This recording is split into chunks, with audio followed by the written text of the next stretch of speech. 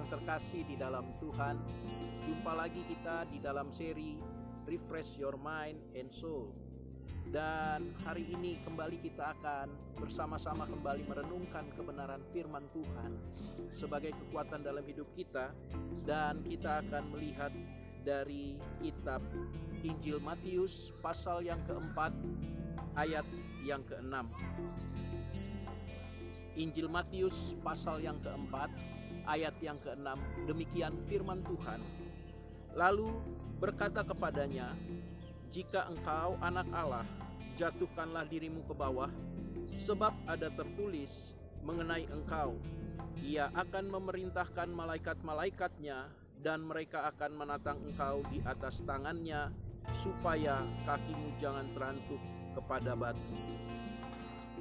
Bapak Ibu yang terkasih dalam Tuhan, sepenggal ayat yang kita baca untuk menjadi perenungan kita pada pagi hari ini, itu berasal dari kisah di mana Yesus setelah dia dibaptis dan dia pergi ke atas satu bukit dan kemudian dia dicobai di sana. Apa yang kita baca merupakan salah satu dari 3 pencobaan yang harus dialami oleh Yesus. Bapak Ibu yang terkasih dalam Tuhan, kita melihat di dalam ayat ini bagaimana iblis mencoba mempengaruhi Yesus untuk melakukan apa yang iblis inginkan, sehingga pada akhirnya Yesus gagal untuk menggenapi rencana Bapaknya. Ini juga sering terjadi di dalam kehidupan kita orang percaya, Bapak Ibu.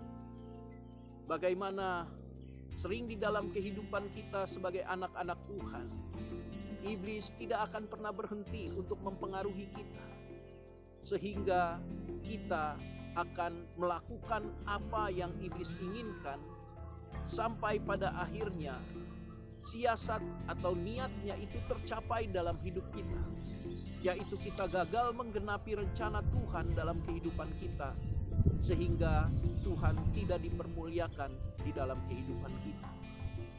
Sekarang Tuhan mau mengajarkan kepada kita untuk kita Bapak Ibu yang terkasih di dalam Tuhan, memiliki keteguhan hati di dalam mengiring Tuhan, khususnya pada saat kita mengalami berbagai hasutan, berbagai pengaruh dari kuasa-kuasa yang tidak berkenan, kuasa-kuasa kegelapan yang ada di sekitar kita, untuk sampai pada akhirnya kita melakukan apa yang tidak Bapa sukai. Seringkali di dalam kehidupan kita sebagai orang percaya, kita gagal, sehingga kita seringkali terpengaruh oleh apa yang iblis inginkan, dan kita melakukan apa yang tidak disukai oleh Tuhan, dan sampai pada akhirnya kita mengalami penderitaan akibat kelalaian kita, akibat ketidakteguhan kita.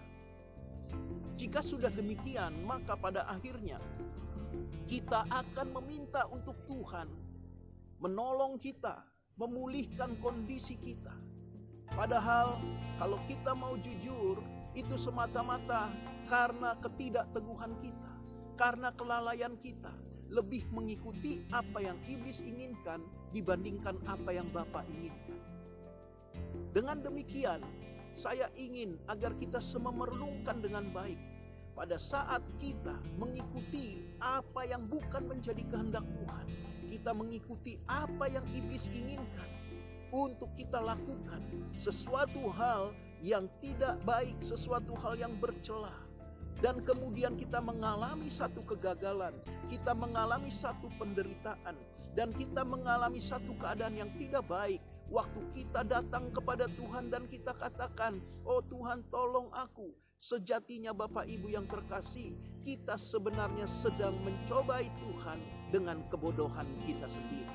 Seringkali Tuhan sudah mengingatkan banyak hal untuk kita mempertajam kepekaan kita secara rohani, untuk kita membentengi diri kita dengan kebenaran firman, sehingga panah-panah api si jahat tidak bisa diarahkan kepada kita. Tapi seringkali itu semua kita abaikan, karena begitu menggiurkannya apa yang ditawarkan oleh iblis, dan sampai akhirnya kita mengikuti. Ini semua karena kebodohan kita, karena kelalaian kita.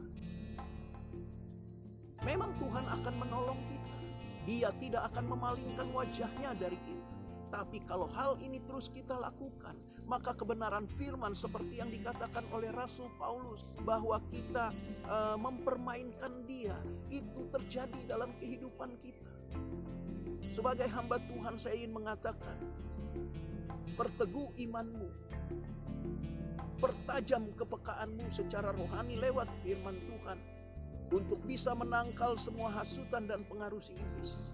Karena jika tidak demikian, sekali lagi kita sudah mencoba untuk mempermainkan atau mencobai Tuhan dengan kebodohan kita sendiri. Dengar dengan baik Bapak Ibu yang terkasih, Tuhan adalah kasih, tetapi Dia juga Tuhan yang mendidik. Segala tindakan ceroboh yang kita lakukan, Tuhan memang bisa ampuni. Tetapi konsekuensi dari dosa itu tetap kita terima. Tetap semangat, tetap bersuka cita. Tuhan Yesus memberkati.